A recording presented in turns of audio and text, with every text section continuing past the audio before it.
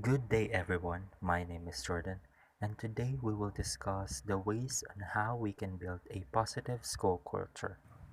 At the end of this lesson, we'll be able to accomplish the following. First, identify the meaning of school culture. Second, we'll be able to differentiate toxic school culture and positive school culture. And last, understand the different ways on how to build a positive school culture.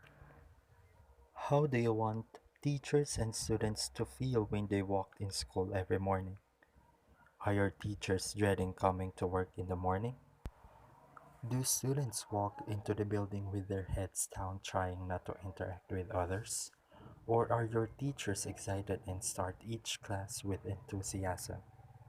Do you hear laughs in the hallways when students are coming in? These are just some questions for us to evaluate a school culture. Having a positive school culture has an impact, not just on the attitudes of students and teachers, but on the entire learning experience. Teachers and we students play a vital role in creating a positive school culture. But before we identify the ways on how we can build a positive school culture, let us first identify what school culture means.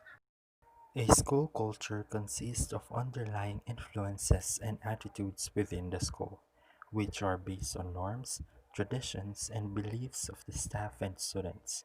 In short, it is the prevailing atmosphere in the school that will affect everything that goes beyond inside the campus. This goes beyond the students' learning experience, and it also involves how teachers interact with each other and to their students. We can classify a school culture to a toxic or a positive school culture. A toxic school culture is described as the place where staffs are extremely fragmented, meaning they don't cooperate with each other to come up with an effective learning environment. This school culture also has negative environment and negative values that are unhealthy for the growth and development of the students. In other words, a toxic school culture has an environment where school staff fails to figure out what's needed to cultivate the characteristics necessary for student growth and learning. Obviously, this is not a good environment for any learning institution because it can affect the performance of the learners. On the other hand, we have the positive school culture. Positive school culture is a place where your efforts are translated into positive experiences, both staffs and students. Success, joy, and accomplishment are all main features of a positive school culture.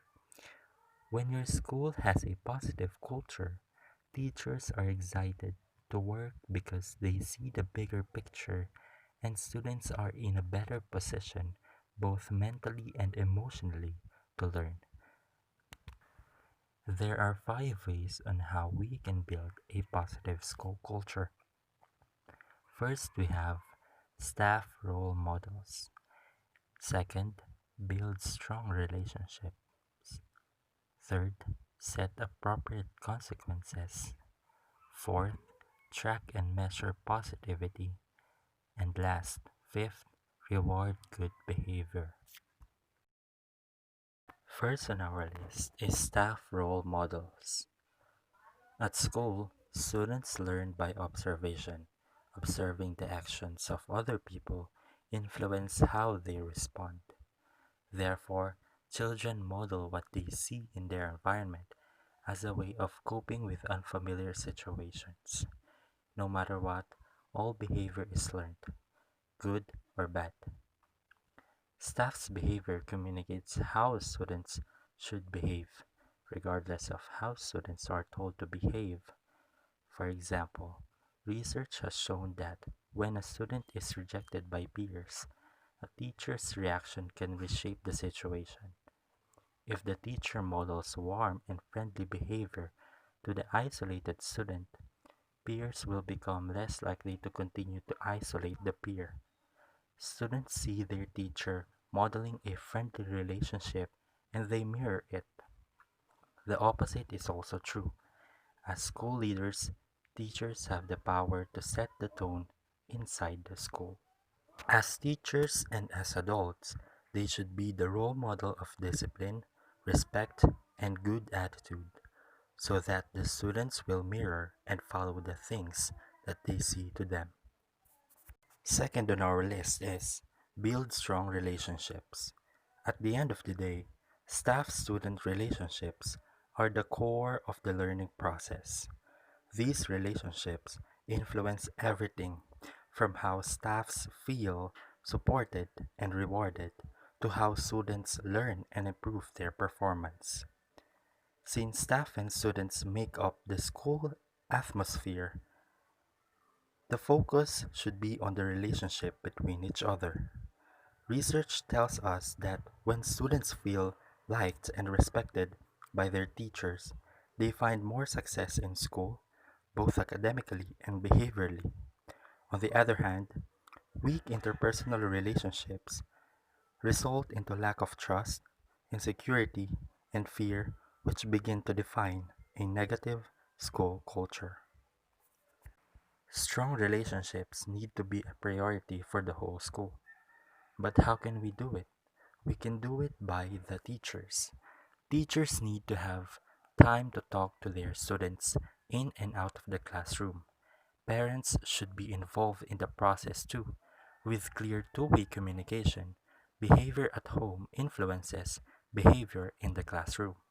The goal should be for every adult in the building to maintain a high rate of positive interactions with the student because positive behaviors breed a positive culture. Third on the list on how we can build a positive school culture is set appropriate consequences. Classroom and school-wide policies and procedures help define the framework to work within and bring more structure in our school. But naturally, students will push the limits and strong consequences must be part of the plan. Effective consequences link behaviors to good and bad consequences. In psychology, negative reinforcement involves removing of a negative or unpleasant consequence. In this way, we can strengthen positive behaviors because students will now clearly know the consequences. Remember that consequences need to be appropriate and clear tied to behaviors. They should not be taken in a punishment, but rather as a part of shaping behaviors. Students must understand why the consequences exist and why their behavior was wrong. For example, if a student is disrespectful to another student, a traditional consequences might be an after-school detention. Instead, consider having the student write a letter to another student apologizing for their behavior. The student will learn about why their behavior was wrong and also he or she can practice the writing skills at the same time. Fourth, we have reward good behavior. Giving a reward to students helps to improve positive and appropriate behavior among students inside the class. Following class rules, being kind to one another, and keeping safety a priority are just a few of the positive behaviors to be displayed inside the classroom through giving rewards to the students. Reward doesn't necessarily mean a material thing. Teachers can give reward to students by just simply appreciating and commending their good behavior. And through appropriate student behavior, teachers are able to concentrate on the lesson content and interactive activities to motivate students in learning and focusing inside the classroom. And last, we have track and measure positivity. For a classroom atmosphere and a classroom culture to be positive, educators need to establish metrics that define success. In addition, educators need a system for capturing data that will enable them to monitor their progress towards the goals that they want to achieve. Such a system will ensure a consistency on how teachers capture evidences of the behavior-based interactions they have with the students across the classrooms. That consistency helps administrators to truly understand to what extent progress is being made and enables them to better support the teachers' and students' needs.